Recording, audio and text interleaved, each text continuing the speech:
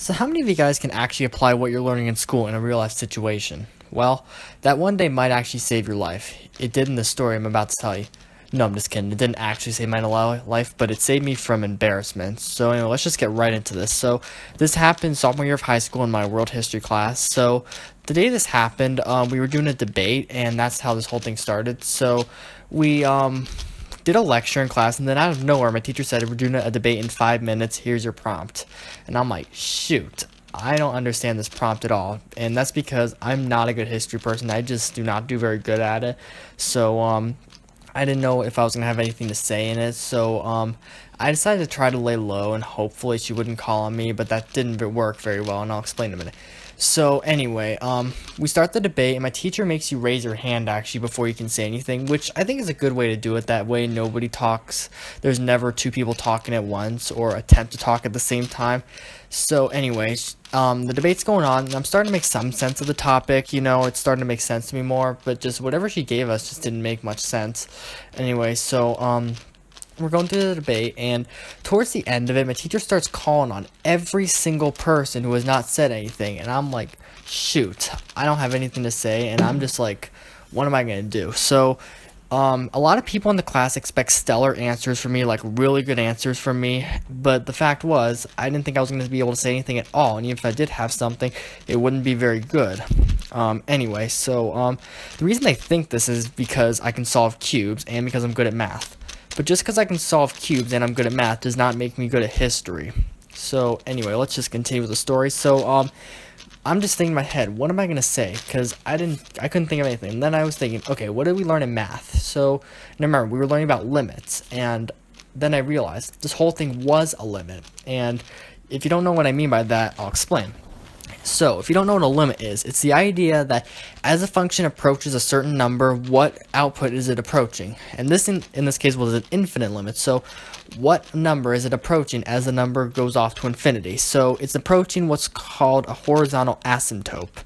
And what that means is it's an imaginary line on a graph that a function is getting close to, but it's never going to touch. Now you might be wondering, well, why is this thing one of those limits in the first place? And I'll explain. So our topic was on how to prevent terrorist attacks, and I realized that you can do a whole lot and make the probability almost 0%, but you can never actually make it 0%. There's always going to be some chance of it happening, even if it's a small chance. So that's what I realized, and once I realized that, I'm like, perfect, this is what I need to say. So my teacher calls on me, and I say in this very nervous voice, what I'm trying to say. I say something like, you can make the probability of it close to 0, but you can never actually make it 0. It'll never touch 0. So I say that, you know, I get by. I was able to at least say something, but then out of nowhere, 2 or 3 people go, "Yeah, Paul," they start clapping, and then the whole class, the whole 30-some students start clapping, just for me. And to this day, I don't know why this happens, and this actually happens way more than you guys think, and it only happens to me. It doesn't happen to anybody else, and I still am trying to figure out why this keeps happening. If you guys think you know why it's happening, I would love to hear what you guys think, and feel free to leave it in the comments if you'd like. Anyway, so we finished the debate, and like I said, I didn't know why they clapped, and I was thinking that maybe it was because they thought my point was one of the best points that somebody made in the whole debate, but I really don't know, like I said. So anyway, class ends. I checked my grades towards the end of the day, and I see the debate in there, and you know what the score was? It was a 66%. 66%. 10 out of the 15 points. Like, what? I don't know why it was that. I'm pretty sure it was because my teacher had to call on me to talk, but I just don't know why we were graded on that kind of stuff. But, yeah. So anyway, as you can see, knowing calculus right there saved my life. And now, there were about 2 or 3 others in pre-calculus at the time. I know we weren't in calculus yet, but limits are technically part of calculus, so let's just say it is. Anyway, so they were also learning about it just like me, but I don't know if they would have been able to apply it in the way I did. Now, you don't even need an equation or a specific function to be able to apply it. Just knowing the idea in your head is what really matters.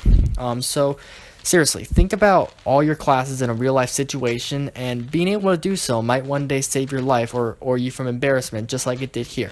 And like I said, you don't even need an equation. Just knowing the idea or the concept is enough. Anyway, hope you guys enjoyed the story. Let me know what you guys think, and like I said, if you guys think you know why everybody clapped for me, I'd love to hear it in the comments. So, thank you guys for watching. Bye.